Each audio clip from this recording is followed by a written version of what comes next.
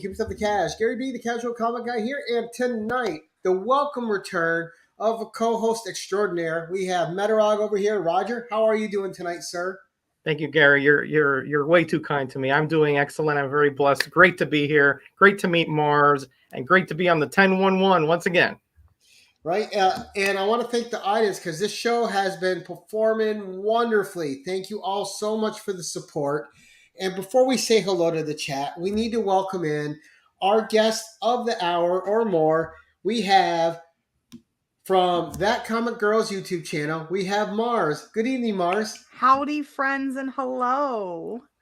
Now, before we, we'll get to the chat first, and then we're going to go back to you. We're going to let you introduce who you are and what your channel's about, and then we're going to get into some books and have some fun. Absolutely. Well, first, let's say hi to all the nice people. We have Chop and Drop. Good evening, Chop. How you doing, sir? All right. We have Southern Comic Geek Jason.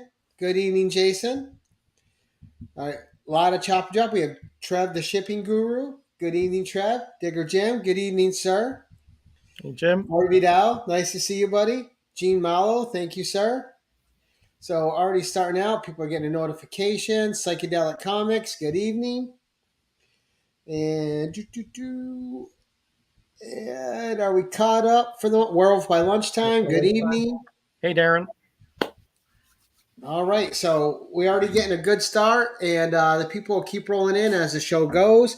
So, Jen, for the audience at home who doesn't know you and the people who are catching this on the rewind, can you give a quick synopsis of who you are and what your channel's about and what you do on YouTube?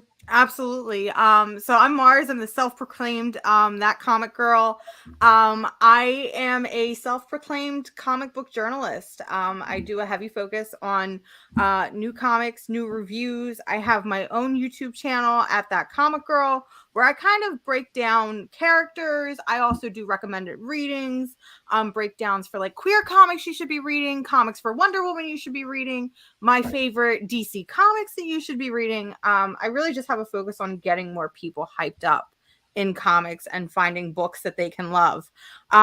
Not only that, but I also have a wonderful, wonderful live weekly show with my best friend in the whole world, Jen, over at Comic Books Will Break Your Heart. We are the Casually Comics show where every week we read all of the books. Okay, not all of the books, that's being psychotic, but most of the books that come out each and every week, and kind of break them down. We get a little bit violent, but most importantly, we are honest and wholesome about the books we love and even the books we don't love. Passionate.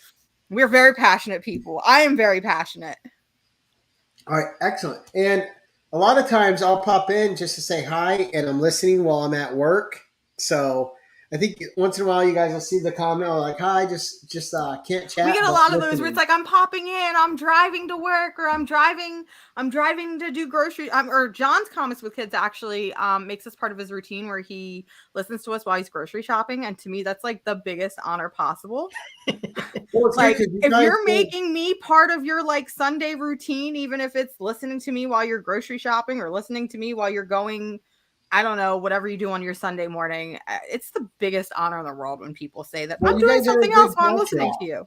Because you guys, not only are you talking about books, but you're doing more than it was okay, or just you guys actually go in depth and talk about. No, I would be like, I hate this book, and this book ruined my life, and I never want to see this book again. But then I'll do the same thing where I'm like, oh my god, this book, it's my favorite book ever. Everybody, please read it. We'll buy multiple copies for people. It's there's no in between. It's always one extreme or the other for us. It really is. Well, we know where you stand at least. That's exactly. For sure. I will never listen. I can't lie. I physically cannot lie, especially if it's about something important to me, like comics. Like I can't do it. So if I don't like, I've told creators right to their face, like they're like, "Oh, did you like this book?" And I'm like, "Wow." do you want me to tell you what you want to hear? You want to know the truth? You want the answer to the question? Well, that's the thing, though. If you're a creator, and if you're, I can, Gene, I have it in the description, but I'll get on my phone and I'll put it in the chat as well. And again, anyone that's watching on the rewind or now, I always put everyone's links in the description of the video, so you can sub up Mars on YouTube and Instagram, as well as my gracious co-host Roger. And links are always provided. But Mars, what I was gonna say is that's what you gotta be careful with when you're a creator. Don't reach out to someone and not expect their honest opinion, right? That's part of the game. And like so we've just started stepping into reaching out to creators. Like we've spent the past 2 years on our show heavily focusing on just talking about the books we love. So that way we can build an audience. Audiences can kind of know where we stand in terms of the type of books we like and the type of books we don't like. We're getting ready to hit the 2-year anniversary on the channel. So we're starting to kind of like reach into, hey, let's invite these creators that we really like and we admire, and let's just hang out and talk about them. So most recently last week, we hung out with David F. Walker, who's the writer of Bitterroot. And it was great to just hear his experiences of going to conventions for the past like 15 years. And then finding out that like one of his favorite books of all time is also one of my favorite books of all time. And it's just like really awesome. But like, you'll never catch me asking to hang out with like Brian Azzarello or like somebody like that. Like my line in the sand there is very clear and very obvious. Like if I don't like you, I won't even look at you. Like goodbye, have a nice life. Yeah, it's funny. I'm kind of like that when I talk to people in real life. If I joke around and if I pick on you a lot, it means I like you. If I don't say anything to you, it means I'm not bothering with you. Exactly. That's exactly how I am. Like if I'm ripping on you constantly, you know you're okay in my book. That's how it is. All right, so let's take a look at the first book you brought with us and get to know you a little bit through your reading. Absolutely. So I'm just gonna say, I told you backstage, this like really stressed me out because it made me. So I don't get to talk about my personal collection a lot. I have a whole filing cabinet worth of single issues because I am a crazy person that will hyperfixate on a character for a couple months and buy every cover that I really, really enjoy about that cover or character, or I'll find their first appearance or this and that. And so the first book in my collection is one I don't talk about enough, but then when I was going through my books and I saw it, I'm like, this is one of my favorite books ever. And it is Mr. Miracle #2. Which is the first appearance of Granny Goodness. And if you are a fan of our channel, if you know me even remotely, I'm like the queen of the Granny Goodness fan club. She's my favorite person of all time. She is so cool. I wish I could be her. So picking this up a couple years at Baltimore Comic-Con, it was like a no-brainer for me. Now, what exactly connects you so heavily to that character? Like, what are some of the things that when you read it, you're like, this is a character for me. I gotta read all her stuff. I think it's like a combination of seeing like an older woman, like, because we don't get to see a lot of that.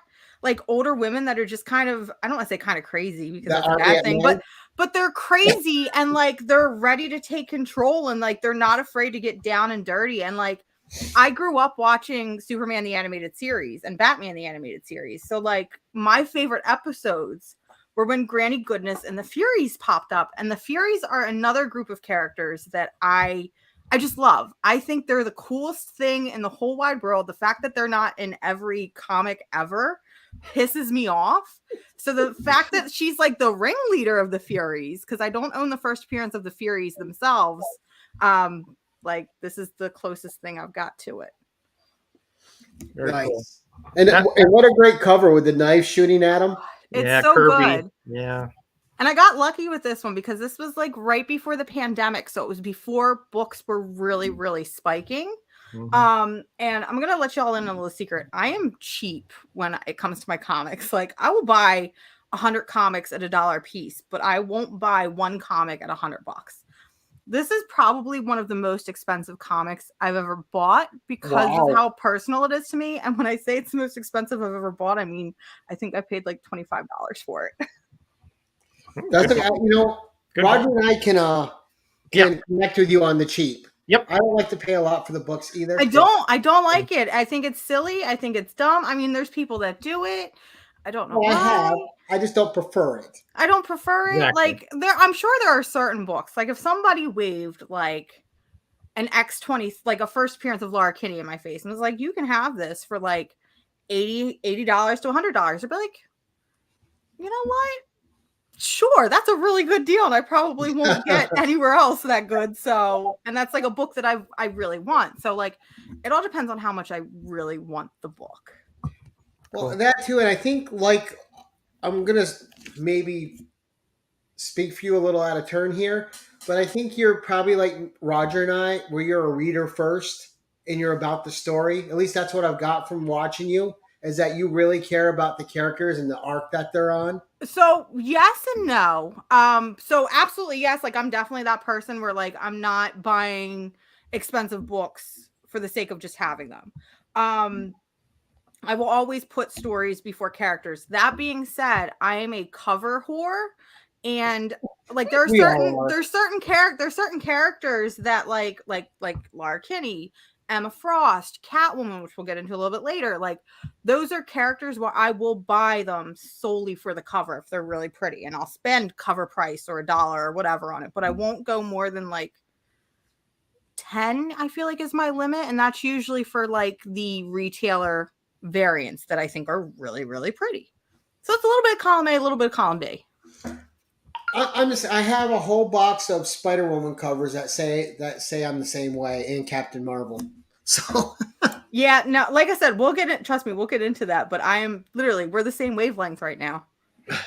Nice. All right, so we got Granny Goodness. What you got for number? You're starting out with a really hot book right off the bat. With a really hot book. So I'm Really actually really proud of myself. So I have a really good combination, I feel like, of Marvel, DC, and Indie. So I feel like we should move on to Marvel. So I'm going to bring out Moon Knight #1 by Jeff Lemire and Greg Smallwood, because I got into Marvel late in the game. I was really passionate about DC Comics and even indie comics before I started actually dipping my toes into Marvel. And that was partially because it was like I had invested so much time into DC and learned about the characters, learned about the world, that I didn't want to like jump into Marvel and feel completely lost. You'd already built connections. I built connections, so I didn't want to do that. And then I read Hawkeye #1 by Matt Fraction and David Aja, and it was like my gateway into Marvel. And this book was one of the books that is probably my favorite Marvel book of all time. It means a lot to me personally. I think it is just, honest to God, some of the best storytelling we've seen in a superhero comic, and especially a superhero comic. And a fantastic cover too. It's a wonderful cover. And this was another one of those books where I found it for a really great price. And I'm like, this is one of my favorite runs. It's a really cool looking cover. I got to bite the bullet. And I kind of have a bonus to go with this one because, like I said, I'm a cover whore. I just collect. So I have the action figure variant to go with it for issue #1. I am a sucker for these action figure variants for both the Marvel and the Star Wars ones. Right. Like I won't buy them for everybody, but for like those characters I really, really like, I have so many of these. It's not even funny. I'm the same too. If I don't like the character, I don't buy them. Why buy it? I had the Spider-Woman one, of course, and I think I have an old Spider-Woman one from the Dennis Hopeless run where it was that new costume. Yes, yeah. I just like Dennis Hopeless runs were great. This to me is like just genius. Like, I don't want to call it marketing, but it is kind of marketing in its own way. Like, I just think it's really cool. It appeals to the nostalgia of like all of us playing with toys and collecting, characters. I wish DC Comics would jump on this. I really wish they would, but then I would go broke, so it's okay that they don't. Right. Well, it's tough, especially like I always say it. I'm sure Roger agrees. 90s had their gimmicks with the foil covers, the die cut covers, the prismatic covers, the bling bling this, that, and the other cover. But now it's all about retailer exclusives and variant covers in this day and age. And it's tough because I could literally have a pull list that's $5 and come home with 25 comics because I bought a bunch of variant covers. I'm the same way. I'm the same exact way. And I hate it because, like, for example, I'm trying to think of what book it was. Trials of Magneto. Trials of Magneto #1. I don't know if it was the same for all the issues, but I distinctly remember #1 being a $4.99 or a $5.99 book. And I bought 5 covers. And I remember just coming home and looking at it and being like, that's $25. I could have bought a whole trade for what I just paid for. I could have bought a whole paperback trade, a whole story. But instead, I have a bunch of covers that I think are really neat. That Right. sit in a box forever. It's fine. Fine. Nostalgia rules the world. Yes, it Ain't that does. the truth? Hey, 100%. welcome in, Tony. Welcome in, Zach. Thanks for joining us, gents. Also, let's talk a little bit about media. Moon Knight. You had Mr. Miracle, which we haven't really seen, but what do you think about the shows and movies that are on now? Are you watching any of them? Did you like the Moon Knight show? I watch these things religiously. Even the characters that I'm not like attached to, I watch religiously. Same here. We're nerds. We're nerds. We have to. And at this point, especially with like the MCU, like I feel like if you don't watch one, then you're 10 steps behind. So Moon Knight, I really liked how it started because it started like this. It started as I was reading or I was watching the comic that I have read over and over again. And I could find like little things. And it was like really cool because I would like run out of the room. I'd be watching it with my partner and I'd like run into the comic room, grab my book and be like, look, they did this thing in the show. And he'd be like, yes, they did. And I'm just like a happy little kid because he's never read the book. And then I forced him to read it. It's fine. That being said, it started off really strong. And then it kind of got really messy to a point where I didn't know what was happening. But those first like 3 episodes, that first episode is probably still one of my favorite things that Marvel has done. Oscar Isaac was so good. He was so good. He was perfect as it. I wanted more Jake Lockley. I'm mad I didn't get more Jake. Every episode was me being like, where's Jake Lockley? When is Jake going to show up? And then he shows up post credit. It's fine. I did see Lady Fantastic ask about Shulky. Absolutely, I watched Shulky. I really liked it. I enjoyed the heck. Am I allowed to curse on this channel? I'm sorry. I don't know. Okay. I enjoyed the hell out of Shulky. Okay. I went into it expecting to be disappointed because when I think She-Hulk, I'm like, buff lady that could crush me with her thighs. Like, please and thank you. And when they showed Tatiana Mosley, I'm like, not feeling it, but let's see what happens. And when she's She-Hulk, she is She-Hulk. It's great. It's fantastic. Yeah. It's you're counting on the CGI to sell that, just like with Bruce Banner. It's a lot of fun. I really like that it breaks the fourth wall, and I feel like it's a show where if you have read the comics and you're a fan of comics, you have a deeper level appreciation for it. And I thought she was great in the show. Like I wasn't sure because I never saw Orphan Black, so I wasn't sure what to think. I'm like, well, you know, if you cast a good actor in any role, they can do the role. Exactly. And then I watched that first episode, totally bought her as Jennifer Walters. It was perfect. And like I don't like saying that things are perfect because I said the same thing with Moon Knight episode 1. I was like, this is perfect. We got to see how the rest of the show goes. But if it continues with the same style as the first episode did, I think it's going to be great. I don't think they've given us enough Jen yet, though, Jackson. I agree. Most of it was her as She-Hulk and learning her powers. I don't think the jury's still out on that. What was that, Roger? I said the jury's still out on that part of it. You know, as far as how the Jen is gonna be able to handle that kind of the turmoil of being that other being, right? But I agree with Mars. I think the breaking the fourth wall, which was started by John Byrne back in the 90s, and his run was a great twist and something that's very new and very novel compared to all the other stuff we've seen. Yeah, except for Dead. And I also wanted to touch on it. I didn't read a lot of the sensational She-Hulk. I've always been a She-Hulk fan, though. I own and have the whole first run of Savage She-Hulk, which I loved. Mike Vosberg doesn't get enough credit for what he did for that. Great covers, too, yeah. Great covers, great interiors. But I want to see a little bit of the Savage in her, too. And I thought we got good little glimpses of that in the first episode when she would just get really mad.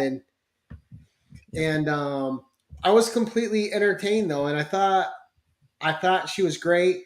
Everyone was worried about the CGI. I thought it looked fine. I thought it looked fine. I thought it looked better than they did in the trailers. And I know that they went in and touched up some stuff, but I never looked at the retouches. But even so, it's like it wasn't dramatically different. It was just like, oh, this is neat. This is believable. Like, she looks good. She can catch me. Thank you. We live in a day and age where the CGI still looks wonky in trailers, and it's always touched up before the film comes out or the shows come out.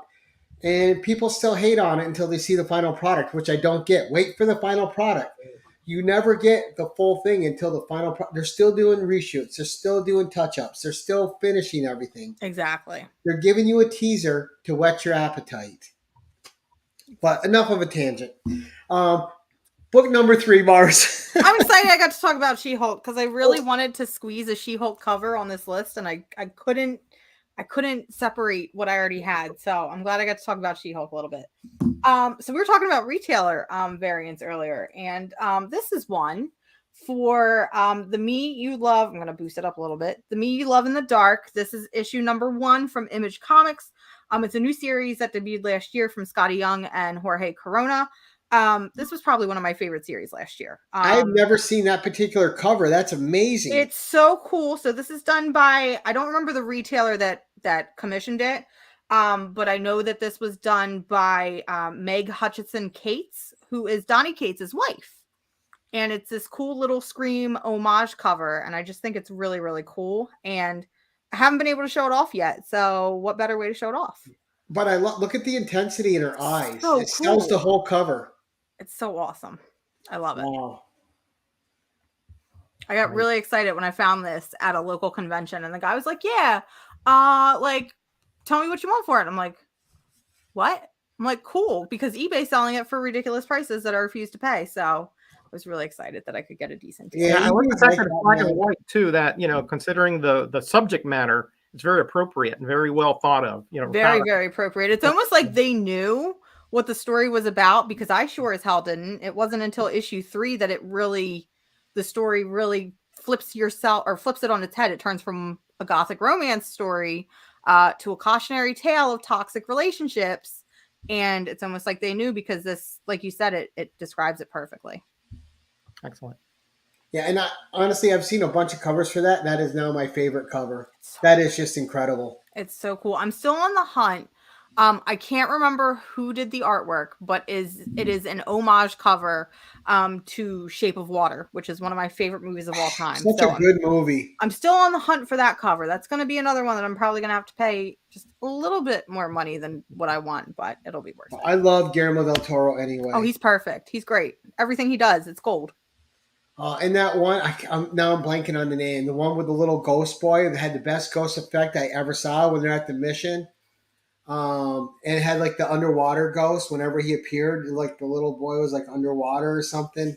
I can't think of that one. Oh my gosh, I can't remember the name of it. It's so good. We're gonna get off stream and text each other and be like, "It was this movie." Yeah. Oh, for sure. Right after, right?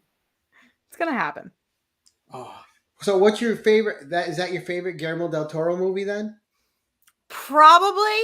It's a really hard toss up for me between Shape of Water and Crimson Peak. And I think I love both of these movies for completely different reasons. So I'm going to cheat and say that both are my favorite. Please don't I have not seen Crimson cry. Peak yet, and I want to really bad. Crimson Peak did not get what it deserved. So unfortunately, it came out like at a weird time where they told Guillermo del Toro, do whatever you want. Also, I just completely lied straight to your face. Uh-oh. I just completely lied straight to your face. Those are not my favorite Guillermo del Toro movies. My favorite Guillermo del Toro movie, which I always forget is a Guillermo del Toro movie, is Pacific Rim. The one I was talking about is The Devil's Backbone. Okay, I don't think I've ever seen that one. Ooh, you're missing out. Okay, I'll put that on my list of movies I have to watch. He did the Hellboy films too. He did. Yeah. But Pacific Rim, hands down, probably in my top 5 favorite movies of all time. It's good. I just like seeing robots punch each other. It's fun. I was just going to bring that up, Kyle. And one of the things I like about Guillermo del Toro is he always gives Doug Jones some great characters to play. Absolutely. Just so good. And one of my favorite scenes in one of his movies was actually in Hellboy 2. It wasn't even an action scene where him and Abe Sapiens, they're sitting in that, him and Hellboy are just having the relationship talk and life talk. such a great scene. So much context was given in that, and so much story. And you really, after that, you were super connected with the characters. It was awesome. Yeah, all right, Pan's Labyrinth was good too. Yeah, true. Yeah. Oh, Pan's Labyrinth. Yep. Scary stuff. True. Yeah. And very dark film, but fantastic. Yeah. Mm-hmm. All right, number 4, Mars. Number 4. So, I was trying not to fill it with first appearances, but there's just some of my favorite books in my collection, and I always get really excited when I look through and I'm like, oh shit, I own this book. So I'm gonna bring out Superboy number 9, which is the first appearance of King Shark. King Shark, who is my favorite best boy of all time. The Suicide Squad movie is my favorite superhero movie of all time. The one with him in it. The one with him in it. The one with the in front of it. That's my favorite movie, my favorite superhero movie of all time. I'm a huge fan of villain teams. So Secret Six, Suicide Squad New 52 was one of my favorite New 52 titles. It was my introduction to King Shark. And sharks are my favorite animal to begin with. So of course King Shark is going to be my favorite. And my ex-boss, when I was working at the comic book shop, gifted me with this after working a convention with him. So This was before it blew up, when it was still like a $5 book. Right. And then it blew up, and my boss is like, hey, you want to give me that book back? And I'm like, finders keepers. Right. Thank you. Don't be bad, so sad. It's mine now. It's mine now. It's fine now. But I love King Shark, and I'm also a sucker for 90s Superboy. That's the only good Superboy is 90s Superboy, so I'm doubling down. I have to disagree with that. The 60s, 70s Superboy was fabulous. But I love King Shark. And you're way too young to know that. Yeah. I still know about it, but listen, don't mess with the S. There we go. Did you see the Flash episode with King Shark? I don't watch CW shows because they've ruined my life. But I did watch. They ruined my life. It's fine. Well, we can talk about that more in a little bit. Right. They ruined my life. But I did watch the clips on YouTube of the King Shark scenes. I Googled, King Shark Flash scenes. So I wouldn't have to sit through the whole episode. I'll have to Google it. He was huge. I mean, he was humongous. Tall. He was humongous. I'm like, what? That's not King Shark. But I like dumb characters. I like those childlike boy wonder type characters, and Sylvester Stallone playing him. First of all, I was like, why is Sylvester Stallone playing King Shark? He's about to ruin my whole life. But he has some of the best lines in the movie, and he's just fake mustache. That's all. So I'm gonna leave it at that. Fake mustache. Now, I never read a book with King Shark in it. So how is the depiction of him in the movie compared to how he is in the comics? So it all depends on who's writing him. Because when he first appeared in Superboy, he was a very serious character. And then when he showed up in Aquaman and became an Aquaman villain. And that's what I think is funny is he's an Aquaman villain, but he first showed up in Superboy. So how does that make sense? But it's whatever. So there was a lot of people that wrote him very seriously. And then I think there was a transformative moment, probably when Gail Simone took over and got her hands on him during the Secret Six run, where she made him very dumb. And there's a panel that I love that she wrote that's just, I'm a shark, I'm a motherfucking shark. And it's just him charging down a hallway. So I feel once she did that, it kind of flipped the switch of he's a giant shark. Let's have fun with it. So I think that it is very accurate because it's more of that fun, playful, I'm a shark than it is when he showed up in Superboy and he was just this mean guy looking to cause trouble. Now, there's a list of villains that show up in other people's books but become main villains to other characters, just like Mystique in Captain Marvel and Miss Marvel, so the first weird. one. Yeah. And even Rogue in Avengers, who ended up becoming. Right. Or Miss Marvel too initially, and then they rewrote it for Avengers 10. Yeah. 10. Right. Well, that and also her second appearance was in ROM of all books. Yeah, exactly. That came up today on Cover Slingers, actually. Oh, did it? Nice. One of my favorite co-hosts. There you go, Roger. You got Jackson picking on you, but you got Jerry defending you. You're in good hands. Well, I'm going to say with that counselor on my side, I can't lose. Now, I don't think they made King Shark completely stupid in that movie either, because like when he was sitting there, he's like, hand, and she's like, yes, it's your hand. He was like, look, I think everyone got like he's saying, look, my hand's up, and you're not calling on me. I have a, So he had little moments, but He did.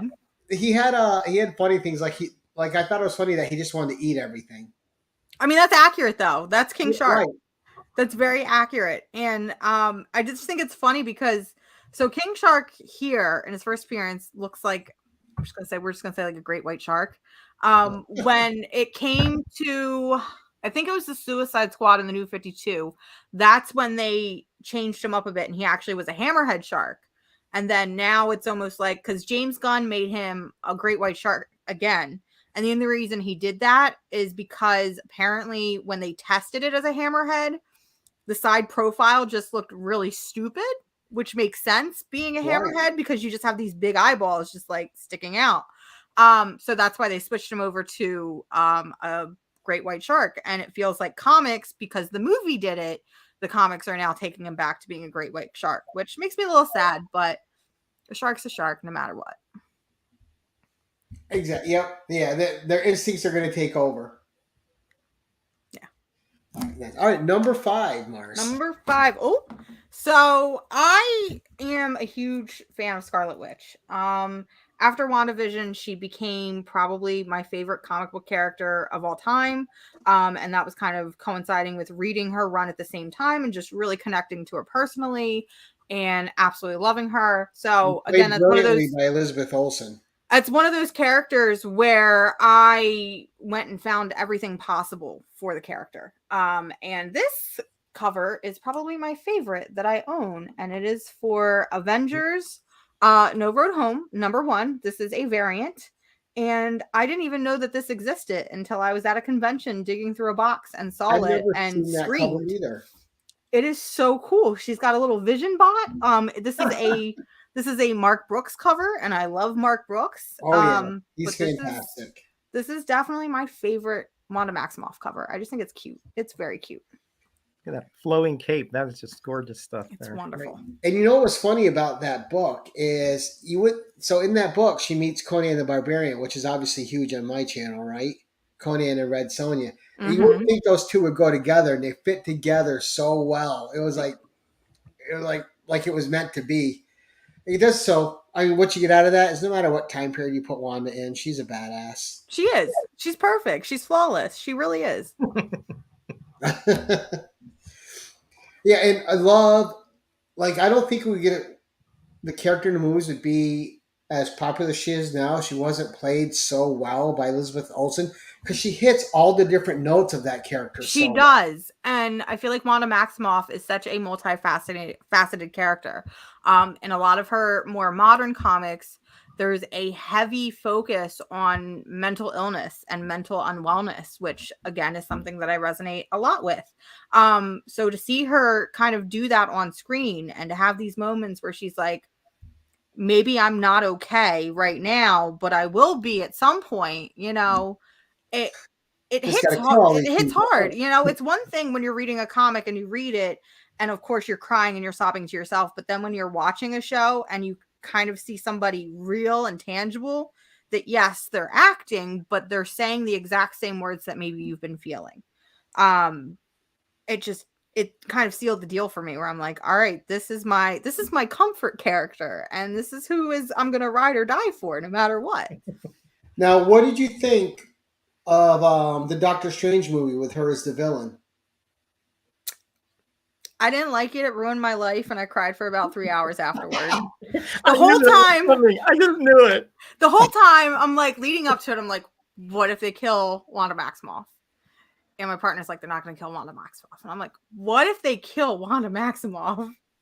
He's like, they're not going to kill Wanda. And then they did it. And I remember just being in the theater and being like this. So they're not going to kill Wanda Maximoff. And, so I'm not happy with it because it truly feels like somebody watched the last episode of WandaVision and didn't kind of acknowledge that she was struggling and that she struggled and that she overcame it. It almost felt like she reverted. She reverted right back to it. And it kind of made me sad because it's like, she was in pain and she needed help. And the one person she actually goes to for help is just like, no, I'm not even going to entertain it. You're bad no matter what you do. I don't think did you watch the post-credit scene of the show, though? I did. When she was in the Darkhold? With the Darkhold, and it would have made more sense if it was, when they did that, I thought maybe it was an alternate version of herself, that maybe she was going to split into two, or because it was the multiverse of madness, we would see a Wanda that had fully fallen into the Darkhold, and it would be, for lack of a better word, our Wanda versus the bad Wanda. But it was just, we're going against Wanda, and the whole time in the theater, I'm just like, kill them, Wanda, kill them all. Like, you've done nothing wrong. Well, I think it was more the Darkhold's influence on Wanda. Like, that wasn't true Wanda. I agree, but it just doesn't make sense after WandaVision, because again, we went through this metamorphosis. We went through this huge character development only for her to take, it was like going 10 steps forward, but 14 steps back. Right. Yeah. And it kind of felt like a slap in the face, not only maybe to the creators of WandaVision, but to all the fans like myself who kind of fell in love with the character because of that show. Well, and that's the thing is, I want to see more of Wanda. I do too. But I don't want her to be a villain. I want her to be a hero. Exactly. It's going to be hard for her to come back from that, though. I mean, all the people she killed and all the things she did, unless we get like another version of her, which perhaps didn't have to go through that, like you said, who learned from that lesson. From that, what happened in WandaVision, Agatha Harkness, and she saw, how things can go really bad if you're only looking out for yourself.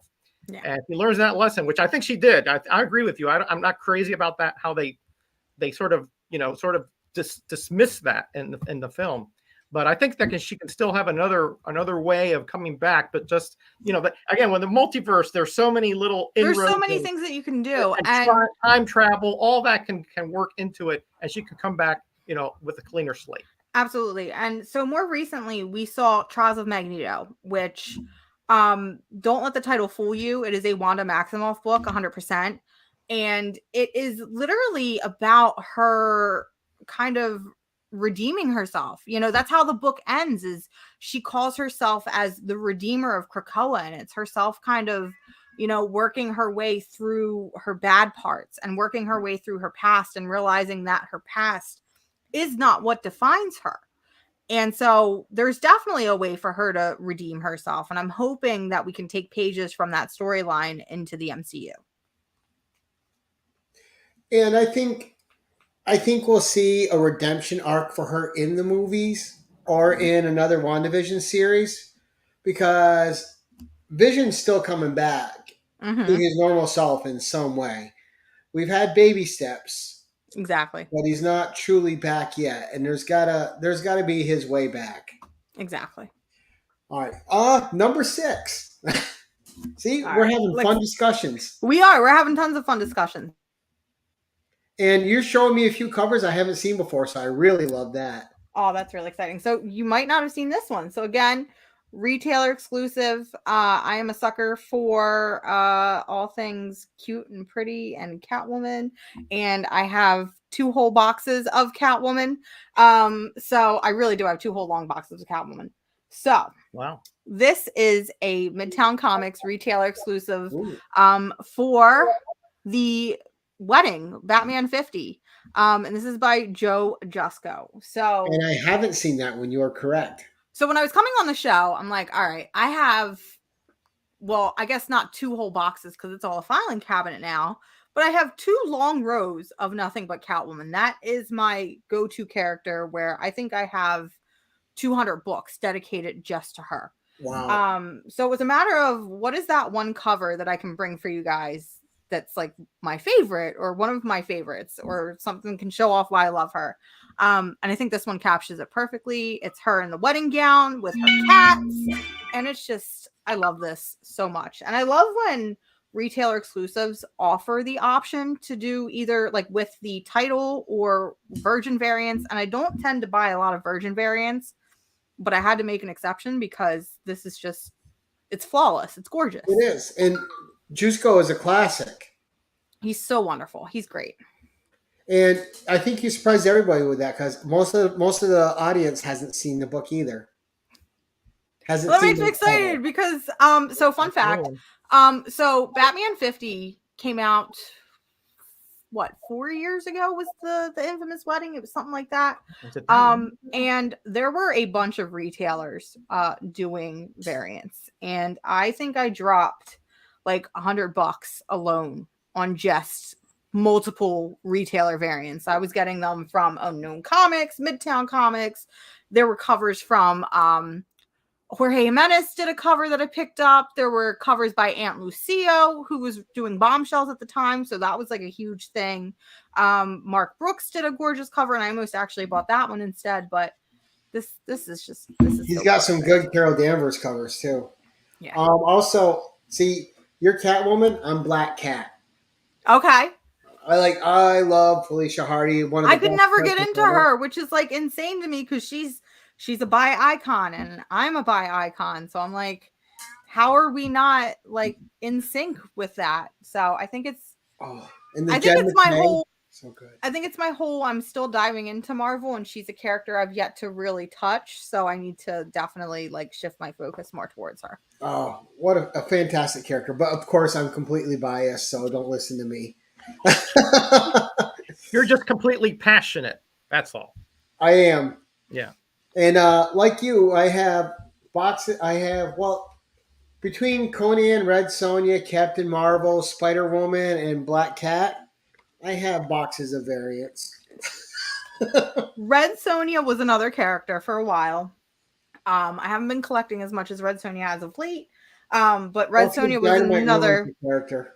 Red Sonja was another character where I had boxes for, and I was just buying up covers because I thought they were neat. Simple as that. Is there a reason I bought them? No, I think they're neat. That's my reason. Okay. There's nothing wrong with art appreciation, right? Exactly. But like there are some times when like I'm at home alone with my thoughts at like 3 a.m. and I'm like thinking about how much money I've spent on literal pieces of paper that sit in a box just because I think they're pretty. And I'm like, how far could I be in my life right now? Like I could own a house. I could have a better car. But no, instead I'm spending money on pieces of paper because they're pretty. Priorities, Mars. Priorities. That's okay. It's a beautiful cover. And again, another treat. That's 3 covers you've shown me that I've never seen that are just wonderful pieces of work. Hopefully I can keep it running because the next one's pretty cool too. All right. Well, let's see the next one. I mean, you segued us into it. Let's see number 7. So, number 7. Oh, wait a second. This is number 7? Yeah, you just did Catwoman, which was 6. So that's number 7. And this is chapter 7 of Saga, which is a ghost variant by Paul Pope. I've never seen that either. Saga is one of my favorite comic books Saga of all time. It's probably one of the best comic books of all time. The Stalk is my favorite character in Saga. I love her so much. R.I.P. Stalk, because you deserve to live more than the 5 issues you were given. Flashbacks do not count. What a great looking design too, right? She's like the coolest character ever made, and she was wasted, and I'm upset about it. Like her and the ghost babysitter. Give me a spin-off story of Stalk. Like that's all I want. But this is a Paul Pope cover. This was back when Image was still doing ghost variants. So I know that they did a ghost variant for Bitch Planet. They might have done one for Pretty Deadly as well. I can't really remember. But this is a cover I got lucky on because, again, it was before comics were getting big. It was before collectors were really getting big. Before Saga itself was getting big. And now you can't find this one without spending a lot of money. And I probably never would have done that. So this is one of those ones that I'm like, thank God I got it when I did. Right. Otherwise, I wouldn't own it. And that's what a fantastic cover. So cool. Paul Pope is ridiculous. Like Paul Pope is one of those artists that is just like so talented. And I feel like he doesn't get enough love. Oh, that's true. There's a lot of them out there. There's so many. And I don't know about you, but when it went on its hiatus, that ending before the hiatus was just... And now it's in hiatus again, and I'm like, what are you doing, Saga? Like, this is not fair. It was such a killer, because you were so connected. You were, and I think that's what was great about Saga, and I think that's what is great about Saga, because when you break down Saga, it is this grand space adventure with ghostly babysitters, spider women assassins, like giant blue talking cats that can tell you if you're lying. Great. It is some of the most ridiculous, out there, like it will never happen sort of stuff. But at the same time, it's a book about family and about the relationships you craft along the way and the family that you find along the way.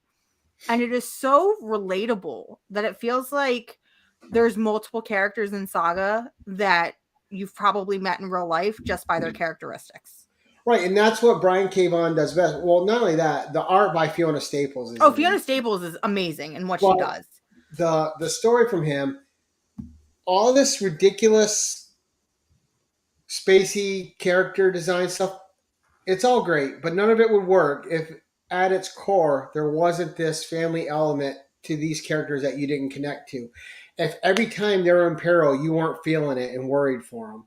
Exactly. And it's like so Saga came out in like 2012.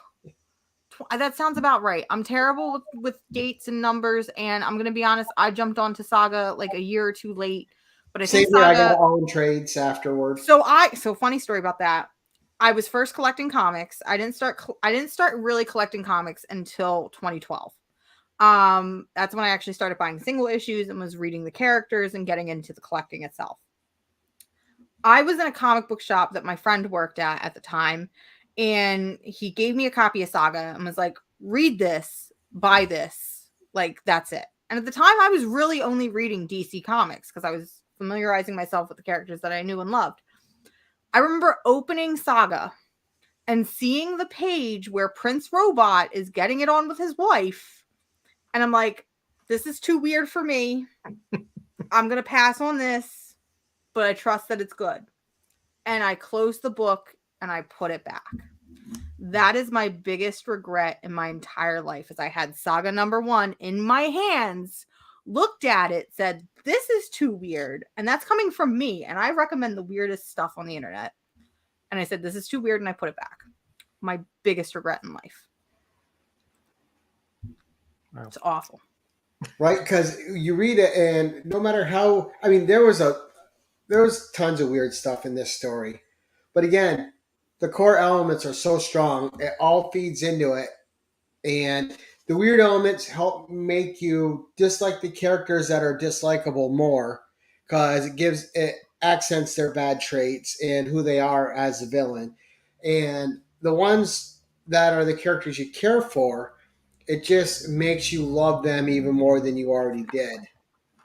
It is such a balance. Like, Saga is unique, and it's such a balance of all these elements that shouldn't mix together, but blend together perfectly and tell a tight, cohesive story about characters that once you connect with them, you want to spend time with them every week. I agree. Cool. I agree 100%. You got officially unofficial saying something was too weird for Mars. Listen, I was a weirdo back then. I wasn't willing to accept my weirdness, and now I've just gone, like, I'm at that age where I'm like, you know what? I live once. Give me the weirdest thing possible and let me have my fun. Well, you know, you got to embrace the weird, right? Life's too short not to. Life's too short not to. I don't. So I am not familiar. I have a new person in the chat, officially unofficial. If you have a YouTube link, please send it to me on my Instagram messages so I can sub you up, please.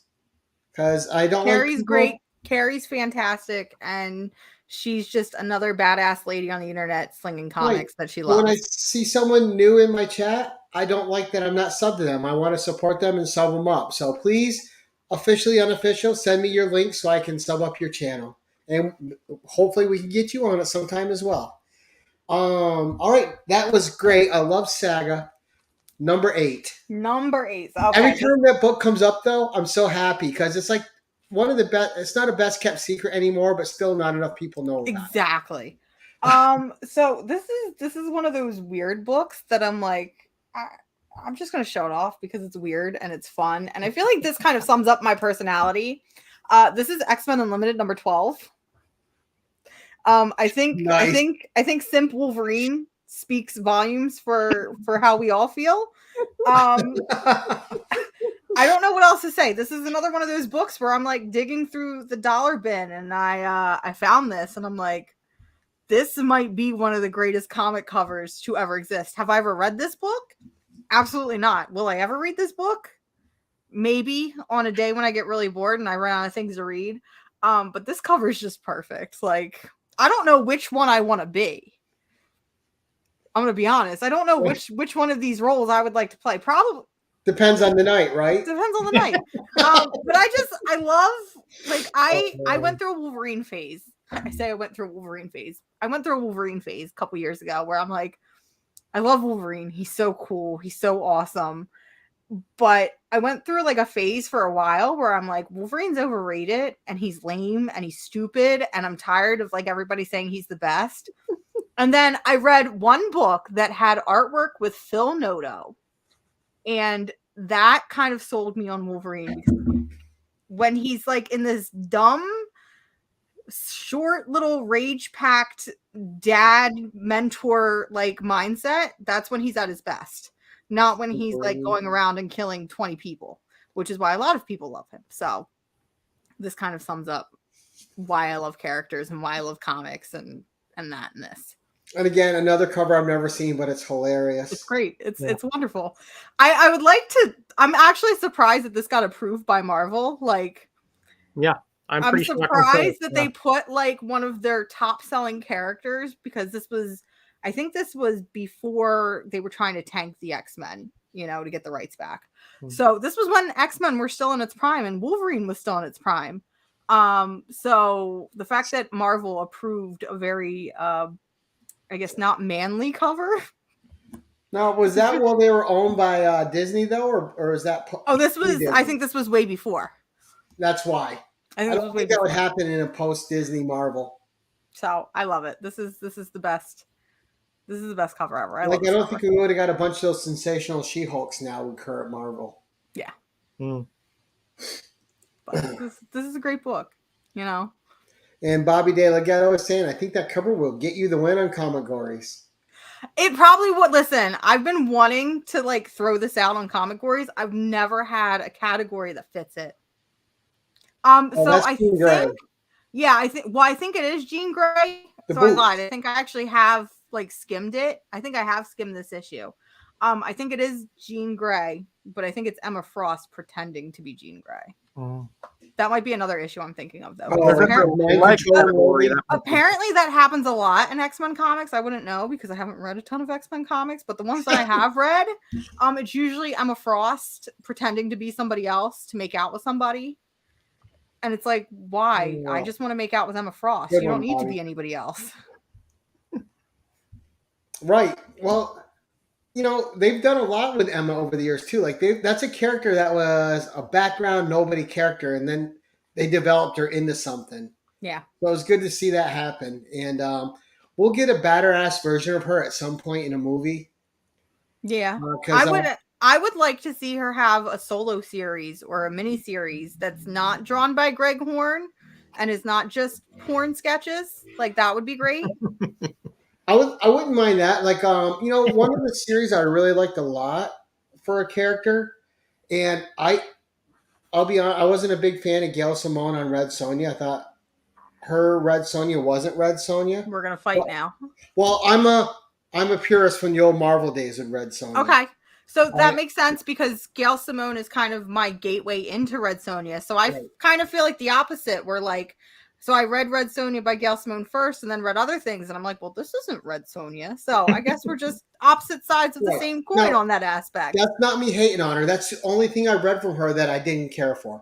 But I get it though. It makes sense. Yeah. I loved her Domino series and the Hot Shots follow-up. It was so perfect. Like she writes Domino so well. I just wanted that Domino series to keep going and going and going.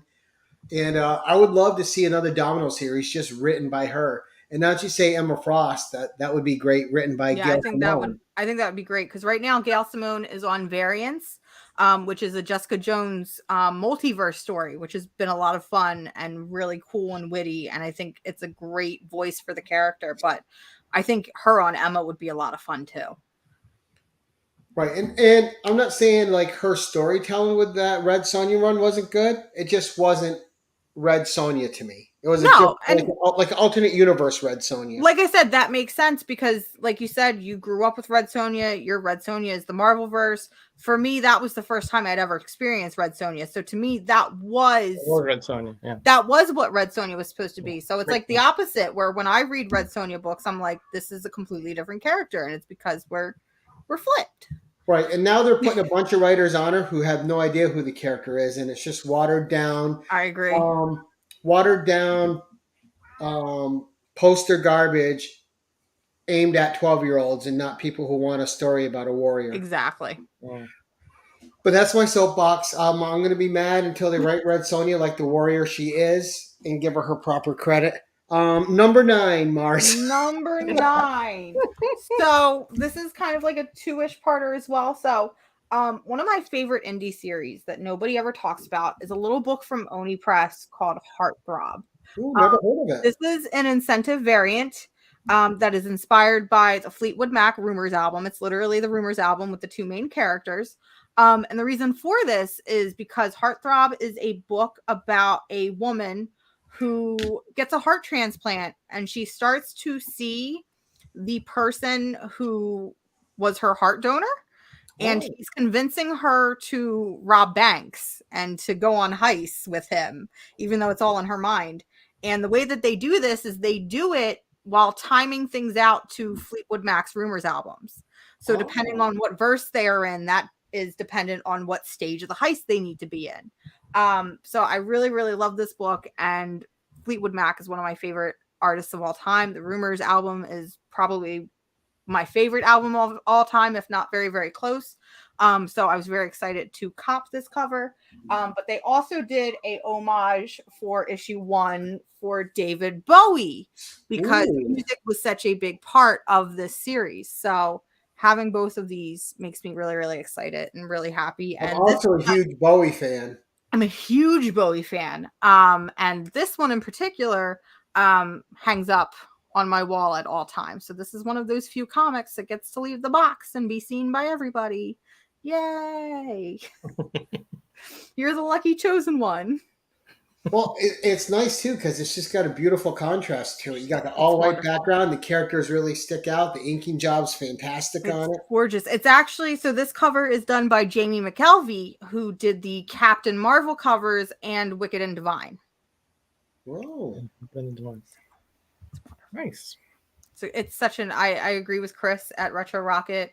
Heartthrob is great. It's extremely underrated. Probably one of my favorite Chris Sabella books of all time. If you have not read this book, definitely read it, because the entire first trade, which is a big, thick boy, is only $10 retailed. Wow. So, and I've never even heard of that until now. So good. It's so good. It's got 3 volumes under its belt. It's, I don't want to say it's perfect because the ending kind of trails off, but the first 2 volumes, at least, are some of the best comics writing stories that I've ever seen. Well, and that's the great thing about indies right now. There's such a massive amount of good storytelling out there that, and what someone may be someone's favorite, a whole group of other people may never have heard of, especially depending on what kind of comic shops you have around you and what they stock. Because it's hit or miss with indies, depending on the comic shops you go to and what it really is. On and this is one of those series where I remember picking up the first issue because the cover, the regular cover, I don't own, or no, I do own that one. It's in a box somewhere. But the regular cover by Jamie McKelvey is really dynamic, really interesting. It pops right off a shelf, and I remember buying it and reading it and not falling totally in love with it for some reason. And then I happened to get the trade because, again, it was only $10. I was like, let me give this another try. And it was one of those what were you thinking moments, because it quickly became one of my favorite comics of all time. Nice. Like Saga. Like Saga. So That's your future hint to yourself, right? If you pick something up and put it back down, go back for it next Back week. and get it, right. Exactly. If I have to second guess it, it's coming home with me. Yeah, there you go. We know your method now. My method. Yeah.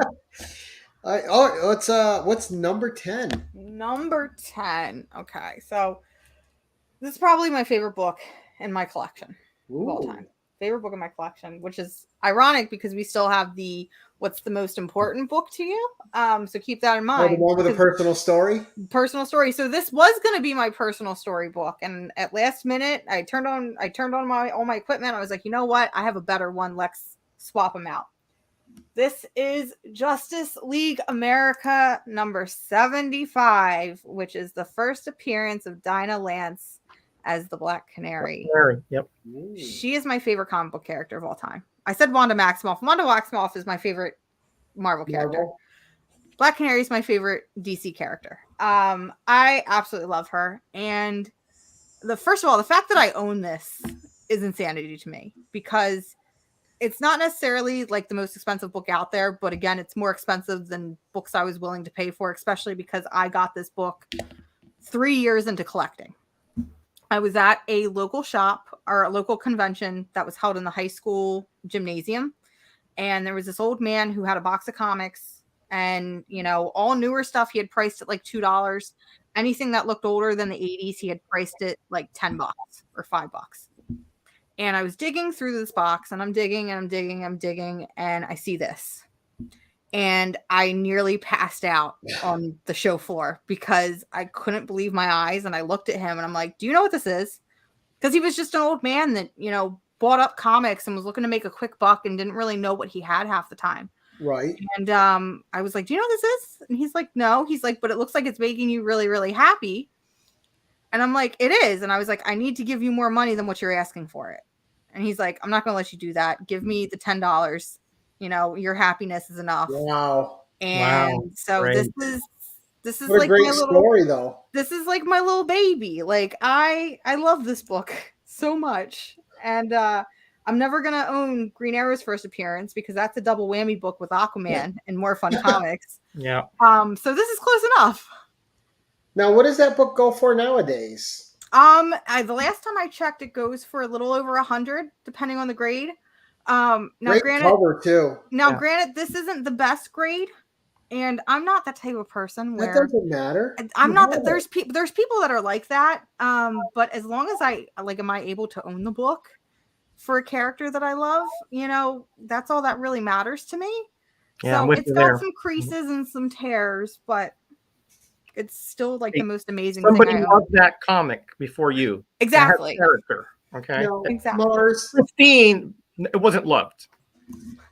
Now, 2 years ago, I had a chance and I got it. The Mhm. first appearance of Black Cat. Oh man. Right? It's like a 3.5. I don't care. Yeah. I have the first Black Cat in my collection. And that's all that matters. Right. I have the character. I have the reprints. Who cares? I have the actual book. I don't care what grade it is. I have the first Black Cat. Just the fact that you have that first Black Canary is amazing. Yeah. It's in your collection. It has a personal connection to you. What more could you ask for? And you got it for $10. I got it for $10. Everything about that story is I got it for $10. Like, heck of a bargain. I am that crazy person, especially when I started first collecting, where I will find stuff in boxes that should not belong in those boxes, but they honor the price and they give it to me for that price, and I get really, really lucky. Like, that is my superpower. So if you want to find that book that you've always been wanting to find but for a cheap deal, take me to your local convention. Good. I need you to find me a Savage Tales 1. Let's go shopping. Yep. I got you. I got you. Next convention in your area, just text. Right? I got you. We'll go there. Now, what's even better about that story is something you don't see in sellers all the time. The guy just cared that it made you happy, and that was enough. That is such a rarity these days, and so great, so that makes that book even sweeter on top of it. It does. And he's a local guy. Like I said, he attends a lot of the local conventions. I haven't seen him in a couple years, but at least for the first 3 or 4 years after that, I was seeing him at these local shows. And you know, he would always like wave to me and say hi, because of course I'm gonna stop by your booth and see what else you got. But he'd be like, how's that book treating you? And I'm like, listen, still my favorite book in my collection. Right. Now, did you see the Deathstroke 1 Adam Hughes variant with her on it? That was a beautiful cover. I own that one too. Cover. I have, you can see it a little bit behind me. I almost bought this for the show. I have the Adam Hughes Justice League of America Black Canary variant up there, where she's got her like fingers extended and she's like next. That almost made it on tonight's show, but it's going to stay up there for now. Oh, I don't think I've seen that cover. Damn it. Adam Hughes, what? Justice League? Hold on. I'm just going to cheat. I'm just going to cheat. Hold on. Oh, cheating is more than welcome. We're going to cheat. Oh, yeah. Oh, what issue is that? This is Justice League of America number 6. It is a variant cover. It was cover B when it first released. I'm going to look for that because that's awesome. It's so good. It's amazing. It's gorgeous. They eventually made a statue based on this artwork that I will never get my hands on because it's ridiculously expensive. So I own the book. So that's close enough for me. Yes, absolutely true, Lady Fantastic. Small acts of kindness make the world go round. That's right. Right, and that was awesome of you that you didn't just try to take it from them without letting them know what it is. Exactly. Like, I mean, of course I want a good deal. Of course I was a young, straight out of college, wasn't making a whole lot of money, so I was really stringent with my money. But like, if you know what a book is worth and you know you want to take it home and you want to be a good person, of course you gotta, can I please buy you dinner? Can I get you this? Can I get you that? Dinner. Listen, I've done that before. That is my secret at comic book conventions. Offer to buy these people dinner or go get them food, and they will make deals with you because they can't leave the tables themselves. That is my secret. That's a good secret. A good hint, yeah. That's a good hint. You look thirsty. Can I get you a beverage? This is my secret. Can I get you a nice snack? Right. All right. So one with a story, Mars. One with a story. Okay, so we're doing that one. So personal. Yeah, personal. All right, not that they haven't been personal. Let's do this without crying. I can do this. Whew! All right. So. No, we want tears. It's gonna happen. So this is the book that I swapped out last minute. It went off like a ding dong bell. I'm like, all right, I gotta talk about this book because this is the most. When you said pick a book that means something to you, that to me was like, all right, what's the book that I'm gonna get if there's a fire in my house? What am I going to pick out first? And it's definitely this one. So Green Arrow is my favorite DC superhero. These are my favorite superheroines. Green Arrow is my favorite DC superhero. The Kevin Smith and more importantly, the Judd Winnick run, when it kind of goes into that, about issue 23 is when he takes over, is my favorite comic run of all time. I had the pleasure of meeting Phil Hester a couple years ago. And I was really, really excited because I have read this run 20 million times. I could probably quote this run if I needed to. And I remember tweeting Phil Hester, just being like, hey, I'm really excited to meet you at Baltimore Comic-Con. I'm curious, what is your signing limit? Do you charge for books? I wanted to be prepared because I had a lot of books I needed to take this man. He's like, bring me everything you have. I'm like, are you sure about that? And he's like, bring me what you got. So I bought him at least 30 books. And we're talking and we're hanging out, and he had commissions open at the time. And again, I'm still kind of a broke comic kid. And he was doing small commissions for like 20 bucks, but they were like real quick commissions. And it's like, I didn't care. I just wanted to sketch of some of these characters that are my favorite. And I was like, hey, if I give you $35, $40, will you sketch 2 characters together? And he's like, well, how late are you here? And I was like, well, I'm here the whole weekend. He's like, all right, come back tomorrow. He took my book. He's like, we'll figure it out. So Saturday happens. I run to his table because I'm so excited. And he looks at me and he says, go away. I'm not done yet. And I'm here thinking to myself, this is supposed to be a quick pencil sketch, like something you do in 5 minutes. Right. Like, why? How are you not done yet? So I'm like, you know what? I have time to kill. I don't care. I go back 3/4 of the way through. And he's like, all right, you ready? And I'm like, what did you do?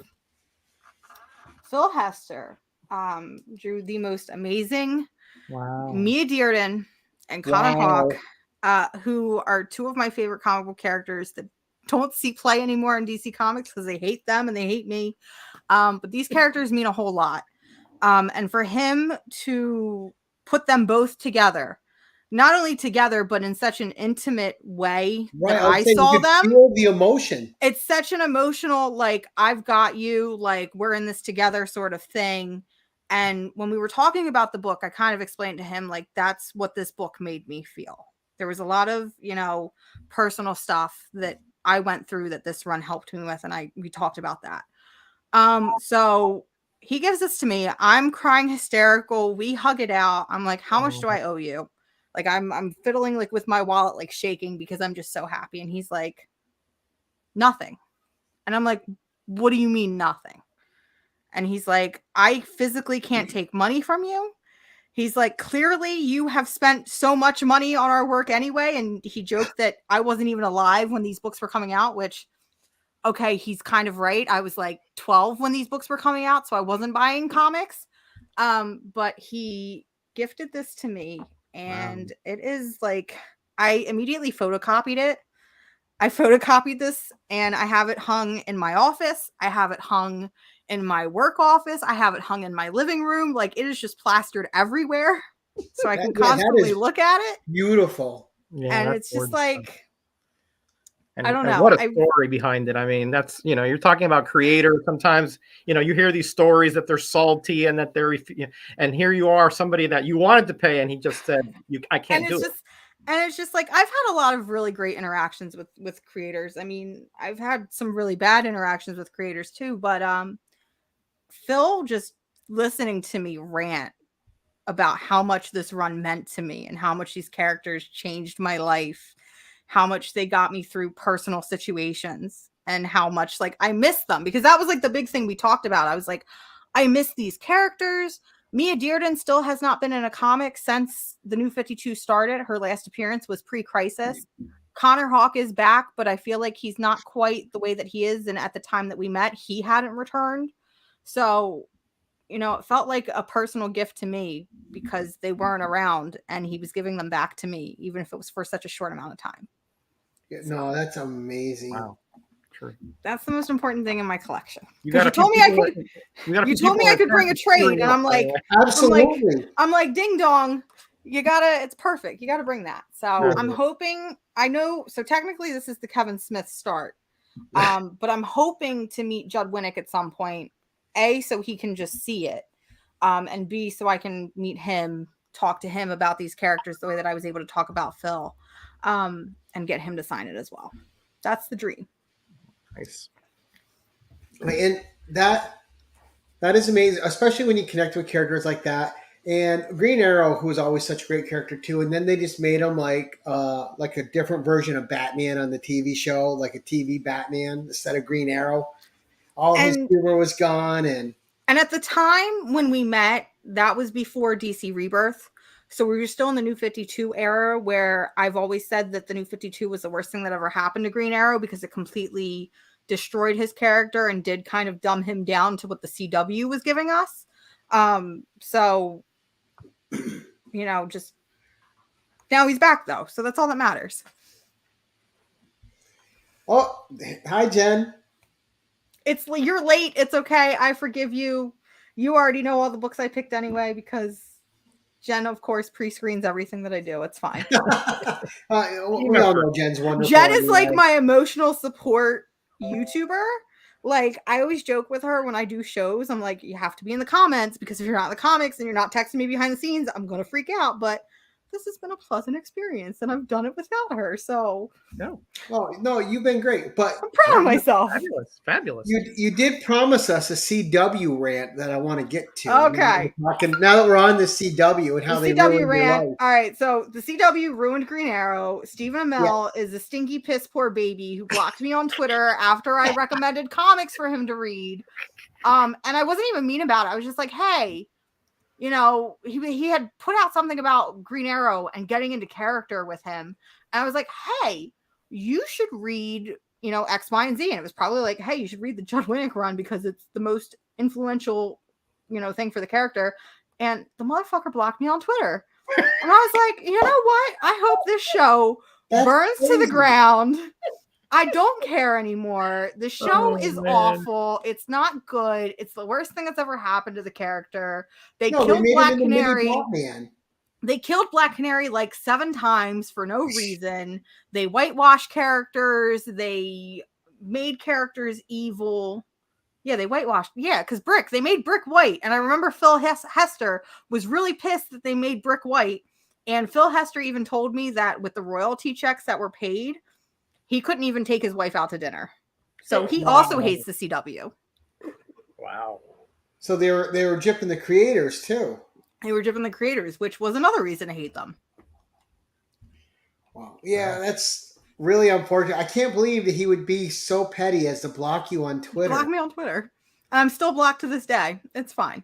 Because it is what it is. Anyone that's read classic Green Arrow knew that wasn't Green Arrow. It wasn't Green Arrow. It was, I remember watching it even before, like, I watched that first couple episodes before I even started reading Green Arrow. And I'm like, from what I know, this just does not feel right. And then I started reading the comics and I tried watching the show because I was so into the character. And I'm like, I don't know who this man is, but it is not Oliver Queen. And I would like him returned to me at once, please. Right?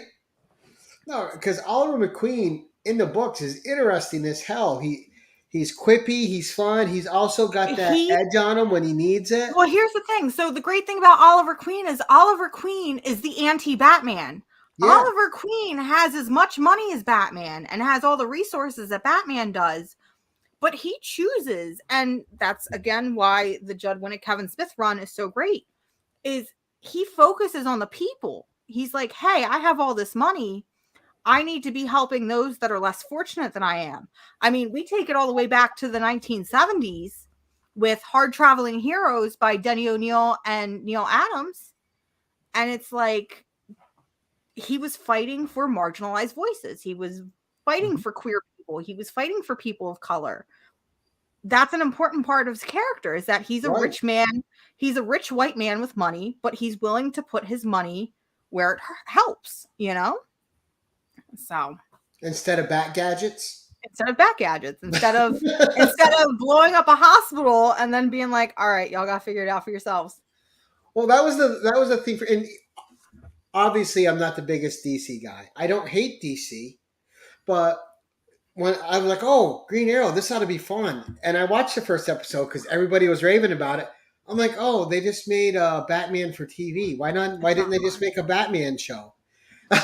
It's not fun. If you want, listen, this is my gift to everybody tonight. If you want the best representation of Green Arrow you can get, there is a short on YouTube from DC Comics. It's a Green Arrow short. It's about 8 minutes long. It is probably the best representation of what Green Arrow is and what Green Arrow means. You'll have to send me that link on IG so I can check it out. It's so good. I'll send it to you immediately. Now, I want to touch on something else because you're such a DC person. And it connects with the great story you just told about that sketch. Is I think part of the big DC issue now, not that they don't have great writers there, not that they don't have some great story arcs going on, but they're only paying attention to like the big 3 characters, and they're not doing enough of those other characters. They have this great staple of characters, and for the most part, they ignore them all. So you're right. They're only paying attention to certain characters, but you're wrong on saying that they're only focusing on the big 3, because the fact of the matter is they're only focusing on the big 1, and that is Batman. Right. Right now, Batman has, I think, 14 titles right now. And that includes miniseries, extended series, alternate universe series, and then when I say 14 titles, I'm going to include books like Nightwing and Batgirls and Robin, because to me, that's still Batman, Batman and company. Batman and Jason. And you're right. Like, there's absolutely no representation for any of the DC Comics characters right now. You don't see Wonder Woman or even Superman getting that type of treatment. Superman has Action Comics, the Superman mainline title. And I think there's one other like mini series right now that's going on. But you don't see Superman or Wonder Woman getting 14 titles. You don't see Donna Troy or Cassie Sandsmark getting their own miniseries. I want Donna Troy back. I want Donna Troy back too. Listen, it's another character that's underrated. I want DC Comics, and I kind of went on a rant on Twitter the other day about this. I want DC Comics to give me series for characters that don't get enough of a spotlight. So obviously, we need a Green Arrow book right now. We haven't had a Green Arrow book in almost 2-3 years. We don't have an Aquaman book right now, which to me sounds insane because that's a core member of your Justice League, and yet you don't have a mainline title. But then let me have books for lesser known characters. Give me a Hawk and Dove book. Give me another Mr. Miracle book because Tom King hit it out of the park with that. Give me, hold on, I got to cheat and look at my action figure wall over here. Give me a Hawk Girl series or a Hawkman series. We did have a Hawkman series recently, but again, it's a series that I feel like didn't get enough love and was cut before it had a chance to shine. Right, because that went 27 issues, was it? It went 27 issues, and it was starting to get really good towards the end, and then they ended it, and it's like, come on. Like, I need something. Because I'm definitely that type of person that veers towards those weirder characters. Like, I'm going to be sitting at the top of the mountain screaming, give me a Fire and Ice series, which I know will never happen, but I'm going to keep shouting it anyway until it happens. Like, give me these weird, obscure characters. Make me fall in love with these weird, obscure characters. And I think that's one of the reasons why I enjoy Tom King as much as I do. And I can see Jen right now just being like, oh, God, she mentioned Tom King on another show. But Tom King takes really weird, obscure characters and makes them into something relatable and interesting. So he did it with Mr. Miracle. He did it with Adam Strange, which... when that book was announced, I'm like, being the DC fan, was like, who the hell is Adam Strange? Supergirl, Woman of Tomorrow. Supergirl, Woman of Tomorrow. Now, granted, it's not necessarily a lesser known character because everybody knows who Supergirl is, but he reinvented the character. He did the same thing over at Marvel with a book like Vision. You know, Vision was this like C-list character, and he made him, you know, have one of the most influential books of all time. Yeah, you got really fantastic backing you in that one. It's so good. You got Chris saying, give me Doom Patrol or Animal Man book.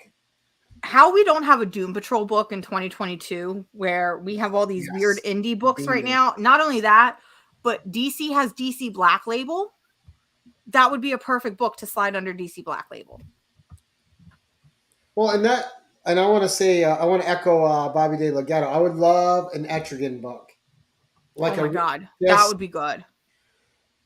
And just him and Zatanna together, I think, would be a great team. I'm gonna cheat because technically it's a Bat character. Uh-oh. Give me the Creeper. I want a Creeper series, like a weird, wacky, meta, like sliding on the edge of Deadpool, but not nearly as annoying. He wasn't originally a Bat character, though. This is true. They converted him into it. This is true. So technically it counts. He was an independent crazy guy who was a report, yeah. And I think that would work great. Him and the Demon together. Holy smokes. That is right there a top seller. Another Justice League Dark, I think, would be great. Maybe not necessarily Justice League Dark, but a dark series that has a lot of the magical characters. So like Zatanna, Constantine, Etrigan, Deadman, the Creeper. Oh man, I just described Justice League Dark. It's fine. We'll slap it. Hold on. Hear me out. Give me another Secret Six. That's what I want. Now, do you think that'll eventually get a movie? There's talks. Listen, don't give me hope. Gail Simone keeps putting out.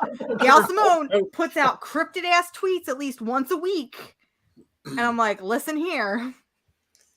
Either do it or don't, but don't give me hope. Talking about something you like, and I just read in the news that they're still moving forward with a Black Canary film. Listen, fingers crossed. I'm hoping. Listen, that's another one where I'm like, don't give me hope because, listen, with what we saw with Batgirl, they could very well move forward with it. They could very well film the whole damn thing and then cancel it for a tax write-off. Yeah. So until it is injected into my eyeballs, it is not happening. Mm-hmm. Now, I want to see that Batgirl. I was so excited to see that, too. And then it's like, nope, it's gone. But we still get creepy-ass, what's it say, Flash. We still get Flash. It's fine. Yeah, we still get rapey Flash. I think we should just cancel the Flash, make that your tax write-off, and release Batgirl. Because like Simple as Ezra that. Miller can be in the news every week for hurting another human being and still get his movie. Facts. But get off my soapbox. All right, so that was great. I wanted to get your take on the DC characters. What have you got for a spec pick for us, Mars? All right, so I'm cheating. I have 2 spec picks. Go for it. All right, Jen, I'm glad you're here. This one's for you. The first spec pick, which for those of you that might not catch it, it's completely a joke, but that's what I'm here for because I don't spec. Darth Vader number 12, which is the first appearance of Swallow the Hutt, or his real name apparently is Boku. If you have not read this series, please read it.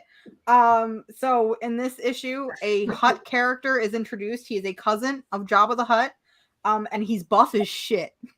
Oh, I don't know. I don't know. How do you make a buff Jabba like? I don't know how slugs can get buff, but slugs get buff. Slugs get buff, and in Darth Vader number 12, we get the first appearance of better genetics, better slug genetics.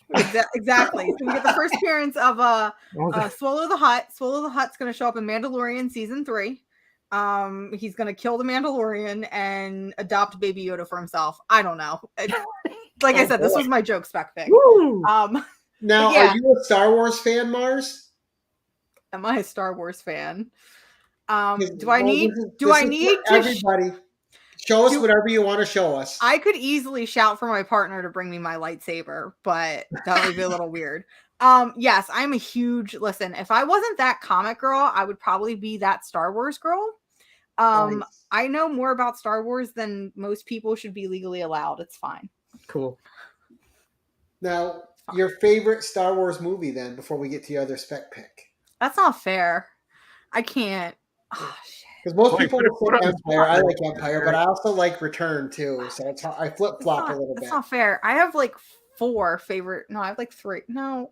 So a New Hope is one of my favorites. It's just that's the first one I saw. It's the one I grew up with. Thank you, Jen. I love Carrie Fisher. She's the love of my life. God rest her soul. I'm so mad I didn't get to meet you. But I also have such a soft spot for Revenge of the Sith because it came out when I was 14. And so it was a huge influential part of my life. Actually, I was like 12 when it came out, but I used to watch it every single day. But I also have really soft spots for Rogue One and Phantom Menace. Like, listen, I will be that person that looks you in the face and says Phantom Menace is a good movie. Phantom Menace is a very good movie, and anybody who says it is not is wrong. Listen, Phantom Menace gave us Queen Amidala and her good-ass costumes. Phantom Menace gave us pod racing, which is probably the best thing to ever happen. It gave us some of the best set designs with Naboo and with the Gungan City, and some of the coolest StarCraft designs with the Naboo fighters. So is it a political movie that doesn't make sense? Absolutely. But it's a good movie, and I love it. Yeah, Jackson Worker saying Phantom Menace is a good movie without Jar Jar. See, Jar Jar doesn't even bother me. At this point, I just see Jar Jar as like, he's just there at this point. Like, people hate Jar Jar, and I'm just like, yeah, he's cool. You also got Darth Maul and the young Qui-Gon and the young Obi-Wan. I'm not a fan of Darth Maul, so I didn't want to give that as one of my reasons why it's a great movie, but there's enough people that love this character that I'm like, okay, if you think this is a good character, you have Phantom Menace to think about that. Plus, it gave us some of the best Star Wars music. Well, I think with characters like that you may not necessarily like, it's like comic book characters we may not like. Like, I'm not the biggest Deadpool fan, but Lady Fantastic said it best the other day. If it brings new readers in, or if it brings new fans into the franchise and it keeps it alive and well, then all more power to it. Exactly. Yeah, and I feel like, again, maybe it's nostalgia for me because Phantom Menace was the first movie I got to see in theaters. Those were the Star Wars movies that I grew up with, like, waiting to come out. Like, yes, I grew up with the original trilogy on repeat in my grandmother's living room and had to buy multiple VHS copies because we were burning them out. But the original trilogy is what I grew up with, in terms of the movies that grew with me. Cool. Nice. Great answer. Yeah, really good answer. I have a real spec pick for you. It's not. Let's get to it. Maybe it's not a real spec pick. I don't know. How does one spec? What is spec? I don't spec. So speculation. It doesn't matter. It's whatever you might make up from whatever in the ether. Me specking is 4 kids walk into a bank, number 1, because this is the greatest comic book of all time. This is what the comics book medium was created for. It is such a simple story of 4 children committing a crime in a bank, and has such heart and comedy and drama that the fact that it hasn't been adapted as of yet is insanity to me. I know that there have been talks for a couple years now about one, but this feels like a story that is such a easy mainstream target that it's not a matter of if it gets adapted, it's a matter of when. Gotcha. Like, this is one of those books that my mom doesn't read comics. My mom will never read a comic. I've tried. But she likes a lot of things based on comics. She loves the MCU. She loved Paper Girls. She absolutely loves The Walking Dead. Everything she loves is based on a comic. And I constantly am telling her, this is literally crafted for you, but you will never ever get to see it until it's adapted. It's the same thing with my dad, where I look at my dad and I'm like, you love stuff adapted by comics. God Country was a book literally made for you, but you will never experience it until they adapt it. Right, which is a shame. But again, that's another one that's been in talks. So I think that's another one that's not if, it's when. Yeah, Lady Fifth. Yeah, my mom has and never will read a comic unless you consider the Funny Papers comics. Yeah. And it's too bad, too, because a lot of the best stuff, and it's happened over the years, that people are like, oh, that was such a great movie. Did you know it was based on a comic? Oh, no. And then instantly you can like see it devalued to them. It's like, I can't tell you how many times it's happened. Like, my mom a couple years ago was like, I watched this movie called The Old Guard. And I'm like, yeah, it's a comic book. And she's like, oh. And like, my favorite thing is like, so when The Walking Dead was like still running and not like kind of exceeding the bounds of the comics, she'd be like, well, what happens in the comic? And I'm like, I don't read these comics. You have to read the comics if you know what's going to happen. She's like, well, I thought you read all comics. And I'm like, no, I do not read all comics. I can't afford to read all comics. Or no one has that amount of time either. Yeah. Exactly. A lot of money and a lot of time. Yeah. It's a lot of money and a lot of time. That being said, she did make me buy her a copy of the final issue of The Walking Dead because she's like, this seems neat. Buy me a copy. So I bought her a copy. Okay. Nice. Well, and now they have all the reprint. They're just they're just making money on that book so much. They are. Yeah. There was a whole run. Hey, let's put it in color now. I'm convinced. I'm convinced that Robert Kirkham has no more properties left. So he needs to make money somehow, and he doesn't have any stories to tell. So he's like, I'm just going to reprint everything because it's only a matter of time before Invincible gets reprinted too. So he can make money off that.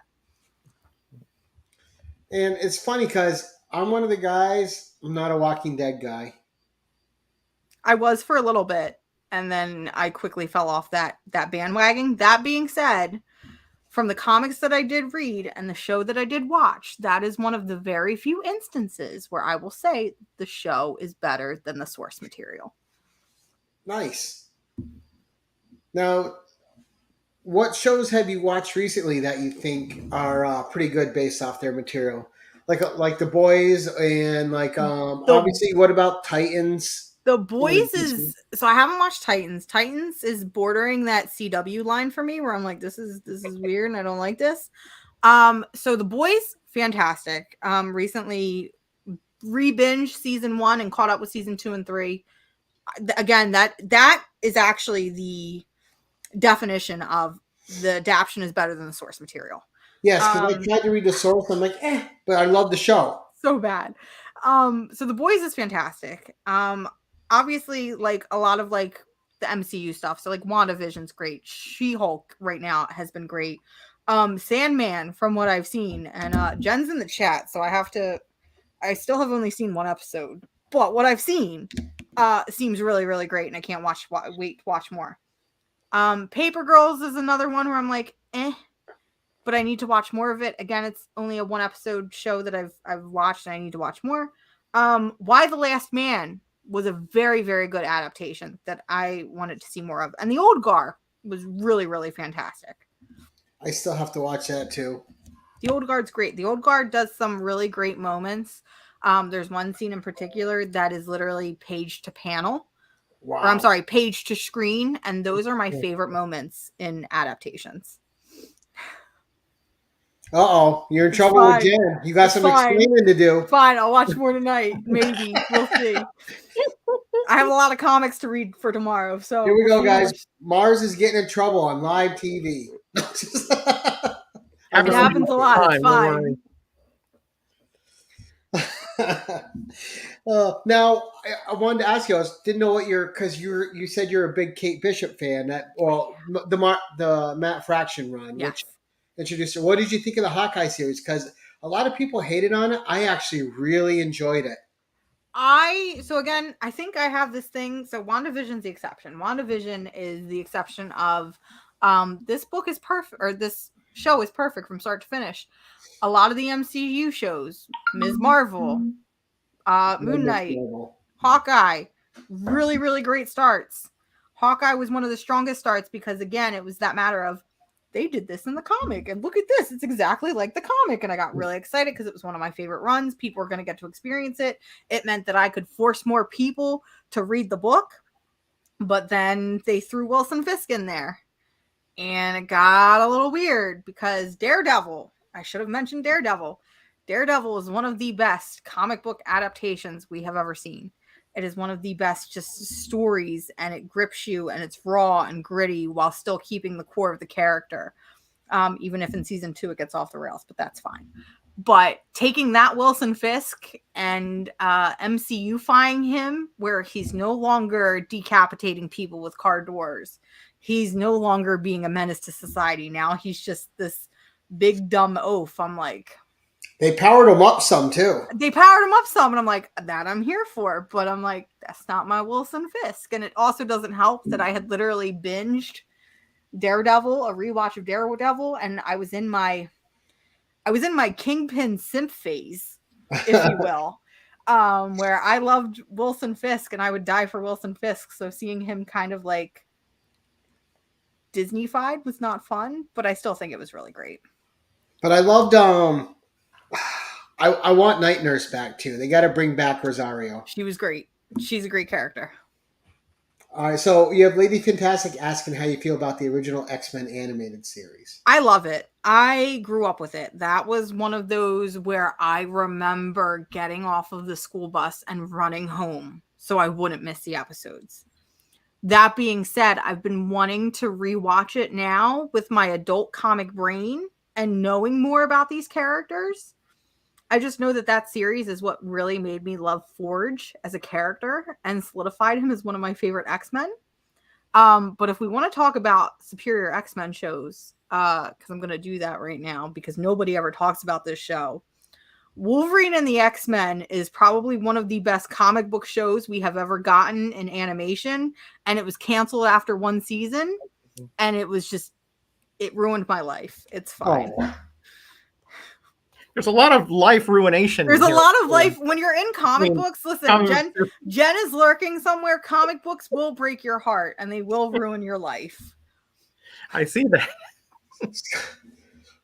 Scumbag boyfriend. All right, what is she referring to here? You got to explain. So the scumbag boyfriend army is one of my lovely mottos in life. I tend to lean towards bad characters. So the scumbag boyfriend army is a culmination of a various group of characters like Hush and Deadshot and Black Mask and Kingpin, and we could throw some of the vigilantes in there like Punisher and Red Hood, but it is mostly for like those villainous characters that you should not be attracted to, but there's something about them that you're like, damn, I would literally burn the world for you. And it's the scumbag boyfriend army. I thought that about Vanessa for Wilson Fisk in the Daredevil series. Yeah, that I literally turned into Vanessa. Like Vanessa was a Yeah. great character. I was like, Vanessa is an ally to the scumbag boyfriend army. She gets it. She deserves a t-shirt. She's an ally. Lady Fantastic says she's that way about Magneto. Magneto is also a member of the scumbag boyfriend army. Totally. He's like the image of scumbag boyfriend army. What about Homelander, since we were talking about the Absolutely not. Homelander, no. Nobody should be attracted to that man. Nobody should simp for that man. Yeah, he's a weirdo. If you simp, listen, if you simp for Homelander, you need therapy. You got officially unofficial saying Redwood, Grifter, and Winter Soldier. Winter Soldier's in that group too. But Winter Soldier's more of a hero now, so I don't know how much it counts. Like, they've got to be like questioning your moralities. And I feel like characters like Hush and especially Black Mask make me question my morality a lot. But Black Mask was absolutely terrible in that Harley Quinn movie. That movie was rough to watch. It was I have like a love-hate relationship with that movie because I like that movie if I turn my brain off. If I'm like, this is just a movie about girls being girls and being badass, and it's not about these comic book characters that I love. But I love that. Movie. But the writing was so bad in it, I couldn't enjoy it. The writing was bad. You know, it's pretty bad if a movie comes out and they use the F word more than I do because I'm known for using it a lot. And when I'm seeing characters like Black Canary use the F word, it's kind of weird and takes me out of like the moment, and I don't enjoy it. Wow. That's okay. That was great. So before we close here, was there anything else that you wanted to bring up, like something that's coming up on your channel? Anything happening with Mars? Well, I'm lame and I haven't filmed my own videos in a while because, you know, it's just a lot of work. They never tell you when you join YouTube and you become a YouTuber how much work it's going to be. Right. And it's insane. It's even harder when you start doing edited content, which is what I do on my personal channel. That being said, tomorrow is Sunday. So that means a new episode of Casually Comics with my girl Jennifer, who's still in the chat. So tomorrow at 1 p.m. Eastern, 10 a.m. Pacific, we will be going live for another episode of Casually Comics, where we will be breaking down all of the comic news for the week, where it's actually been kind of a quiet week. We have no violence against the news this week, but we have a bunch of comics to catch up and talk about. So you guys can join us there. Again, it's happening at 1 p.m. Eastern, 10 a.m. Pacific, for another episode of all of our favorite comics and some of our not favorite comics. So, and I still want to get Jen on this show because I've had her on In the Hot Seat, but I haven't had her on here yet. Oh, please do. To see her so we all know that her book is just going to be House of Secrets, House of Secrets, House of Secrets, House of Secrets. That's all it's going to be. It's fine. Roger, what's coming up for you, sir? I think on Tuesday I'm going to have Jerry the Jitterbug on my channel. We're going to go. He restored that Witchcraft 5 for me.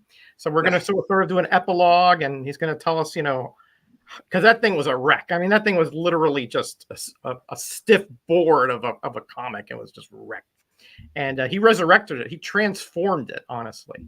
So we're going to have a little stream about that. And then I'll have, you know, my giveaway links video on Thursday. And then my wife and I are going on a cruise for our anniversary and her birthday. So I'll be out for about a week and a half.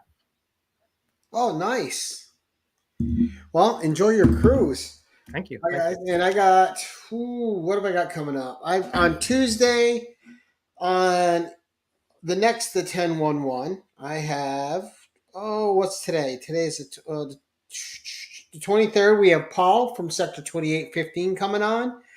And then we have Silver Knight Kyle, who's in the chat, coming on In the Hot Seat on next Thursday. Followed up by on the 27th, we should have Nick's Kicks and Comics. And I'm actually approaching finally near the end of how far I've been scheduled out. So I'm going to be reaching out to some of you for some appearances, officially unofficial. I'm going to try to get you on the 10-1-1 if you're up for it. Also, Jen. Listen, you got to have me back. You got to have me back for this In the Hot Seat, man. I want to be a part of that. I want to be a part of the 10-1-1 again because I got so many more comics to show. Listen, I got the whole filing cabinet here. I actually have, while I have you here, I have September 1st open for In the Hot Seat if you would like to come on and be interviewed. I think it sounds like a plan. I do it on Thursdays. Let me double check my schedule. I think I'm clear, but I would love to be back for In the Hot Seat. Jen had told me to get in touch with you, and I was totally messaging the wrong person and getting mad because I wasn't getting any responses back. Oh, and then I figured out finally that my noob self was messaging the wrong person the whole time. I probably sounded like a crazy person, and they had no idea why I was messaging them. Listen, I will be the first to tell like the whole internet. I am the worst when it comes to like messaging me, especially on like Instagram and Twitter and stuff, because A, Instagram likes to hide shit, which I hate. B, I am that type of person where, especially if like I'm at work or maybe I'm on the go, I will look at my phone, see that there's a notification, and tell myself mentally, all right, you have something, go back and check it out. And it won't happen. My brain will be like, what did you want me to do? So please, if you ever need to get a hold of me, anybody else needs to get a hold of me, and I do not respond to you, please be like, listen, open your DM and just respond yes or no. That's all I need. Oh no, I'll just sick Jen on you. That works too. And that actually, can I be honest? I'll be honest with you. That method probably works better. You're right. Because Jen is how I got a hold of you to begin with. All right. Well, Roger, thank you for co-hosting. The chat, Mars, I don't know if you're aware of this, but so this show does pretty well for me. Now, I broke the record with Shy Comic Girl a couple weeks ago. You are now second. You've become second place with people in the chat watching. So great job. You brought a lot of people. Thank you to all of you who showed up to support Mars on the show. We really appreciate it. Thank you just in general for supporting this show.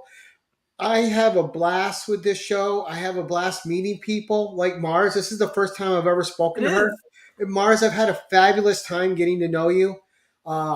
Thank you for letting me go on all my tangents. I love tangents. These shows, that's what makes this so much fun, is those tangents. Because how boring would it be if we just got book 1, book 2, book 3? Yeah. So, this is more like a liturgical show, you know. This is like whatever free-flowing, you know, stream of consciousness stuff. Right. And there's only ever 2 rules on my shows, Mars. Be yourself 100%. Okay. And just be passionate about what you're talking about. Cool. I did those and I got an A+. You aced it. 100. Now Jen's got to come on and compete with you. Well, I'm peer pressuring Jen through live YouTube, so there we go. But thank you all in the chat. Mars, thank you so much. I had the best time, and I cannot wait to have you back. And we will have you on this show again, too. Once I finally start rescheduling people, we will do that because Roger's going to come on again, I'm sure. Anachronic. We got Shy Comic Girl. And there's a lot of good stuff coming up, guys. These live shows I am having a blast with. I'm meeting the best people. Getting the best opinions on here. Everybody is so true to themselves. That's all this is about.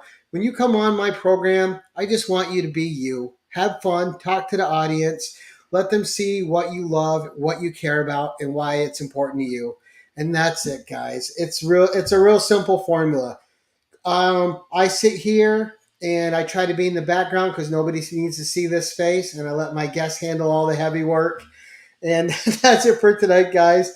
I'm going to show a clip from my sponsor and then the outro. And guys, thank you all so much for joining us. Fantastic show, Mars. We really appreciate you. And until next time, guys, keep it casual. Attention all, use channel sponsor Rogue Trader at theroguetraderutah.com and my code Keep It Casual for 10% off your comic cleaning and pressing needs. Remember, when submitting your books to be graded, use a trusted professional.